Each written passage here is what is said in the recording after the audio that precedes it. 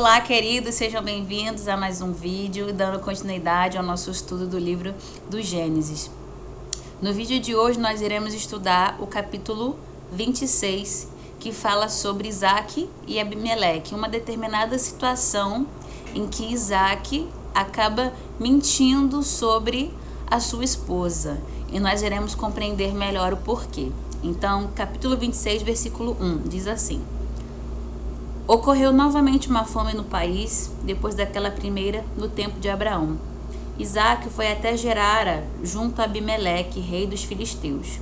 Pois o Senhor lhe aparecera e tinha dito: Não desças ao Egito, vai morar na terra que eu te indico. Nesta terra fica migrando, e eu estarei contigo e te abençoarei. Pois a ti e a tua descendência darei todas estas terras, cumprindo o juramento que fiz a teu pai Abraão. Multiplicarei tua descendência como as estrelas do céu, e lhe darei todas estas terras. Por tua descendência serão abençoadas todas as nações da terra. Isso em consideração a Abraão, que obedeceu a minha voz e observou o meu mandamento, os meus preceitos, as minhas prescrições e leis. Então, meus irmãos, olha como nós podemos confirmar que por causa de uma atitude de Abraão, no princípio, por ter obedecido à voz de Deus, quem vem depois dele, a descendência, a nação que vem depois dele, também continua sendo abençoada. Então, como Isaac é filho de Abraão, ele também acaba se apropriando das bênçãos que foram destinadas a seu pai. Olha que lindo. Olha importante, novamente, olha como foi importante o papel de Abraão em ter obedecido à voz de Deus. Assim, Isaac foi morar em Gerara. Versículo 7. Quando os homens do lugar lhe perguntavam por sua mulher, ele dizia: É minha irmã. Temia dizer que era sua mulher, para que os homens do lugar não o matassem por causa de Rebeca, pois ela era muito bonita. Então, podemos aqui analisar a atitude de Isaac. Isso também aconteceu com Abraão. Então, em alguns capítulos anteriores a esse, nós podemos perceber que a mesma situação se deu com Abraão. Deus Pai pediu que Abraão fosse para um determinado lugar e ali ficasse, migrasse. Nesse mesmo lugar havia o rei daquele local. E o próprio rei se interessou por Sara, a mulher de Abraão. E quando o rei pergunta sobre Sara, Abraão mente, diz que Sara não é sua esposa, mas sua irmã, numa atitude de que ambos sejam preservados, né? Então aqui nós podemos perceber que acontece a mesma coisa com Isaac, seu filho. O rei Abimeleque pergunta sobre Rebeca, que também era bonita, igual como Sara era, e Isaac diz: é minha irmã. Porque se eles soubessem que era esposa de Isaac, eles iriam o matar para ficar com ela, né? Então aqui nós podemos perceber que a mesma atitude do filho é a mesma do pai. Então, numa atitude de omitir, podemos dizer de uma certa covardia de Isaac, né?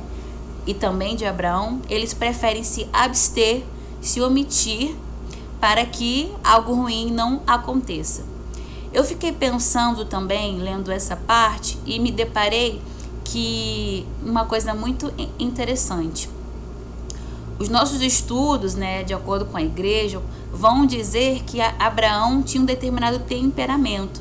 Se você ainda não sabe sobre os temperamentos, fica aí uma curiosidade, né? Abraão, ele era fleumático, né? Pessoas fleumáticas tendem a se omitir das coisas, né? A abrir mão de determinadas situações em nome de uma paz, né? São pessoas que tendem a ser mais passivas. Então, Abraão, ele era fleumático.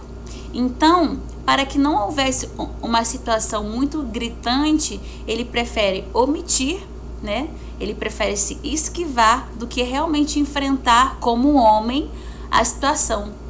Porque Abraão poderia ter dito a verdade: ela é minha esposa, e enfrentado as consequências. Mas ele preferiu mentir.